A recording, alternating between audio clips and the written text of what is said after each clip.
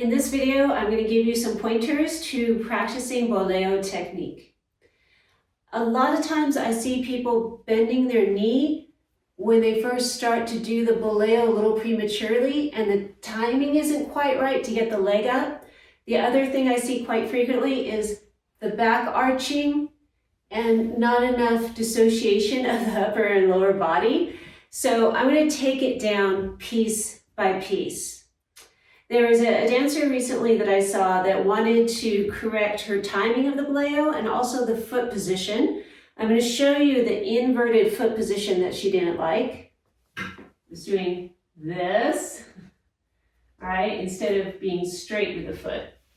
My Tango 2 video would be a great thing to practice because it's about keeping the heel lifted in all directions and not letting the ankle go into an inverted position.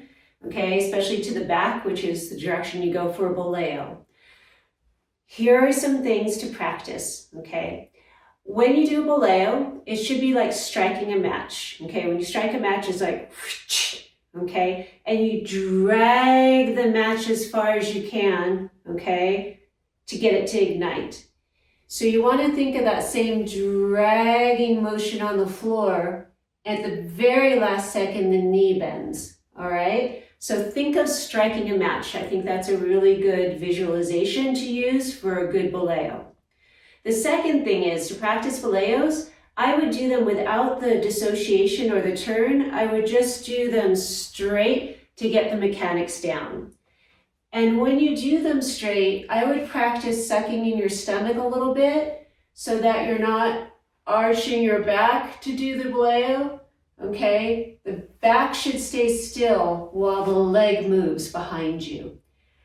Do it slow motion first, maybe a count of 4. 1, 2, 3, 4, 5, 6, 7, 8.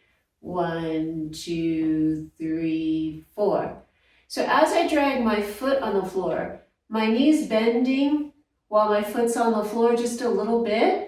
But I'm keeping the ball of my foot in contact with the floor, and I'm also not going with my body with the foot. That's why it's helpful to have a chair to practice, to keep your weight over the standing side.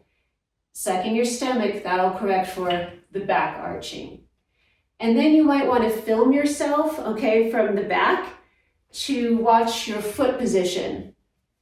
So that way the pad of your big toe should maintain contact with the ground at all times. Don't think about your little toe being in contact, okay, because that's going to make your foot sickle or your ankle invert. So you're going to keep your pad of the big toe on the ground, on the ground, bend the knee. So film yourself or have a couple mirrors set up so you can watch that alignment. If it tends to go inverted at the very end range of the Boleo, you might want to do a limited range of motion of a Boleo to start, a smaller Boleo, to get the mechanics down really well, and then bring it up to speed. Practice striking that match on the floor up to speed. When you get good at that, you can do a maximal knee bend, okay? So it's almost like a whip cracking, okay? That's the other visualization that I would use, but I like the striking the match one better. Once you get better at practicing in line, okay, one straight line, your body staying still, keeping your body straight, slow motion, fast speed, I would do no more than 5 times one side, go to the other side, just so you don't cramp your hamstring muscle, okay, because that works to bend the knee and it may get a little sore, okay? So right, left a few times, leave it alone, and do consecutively for a few days to get the mechanics down. And then you can put the chair in front of you and you're gonna practice. I'm gonna move the chair away for a second so you can see what my lower body is doing.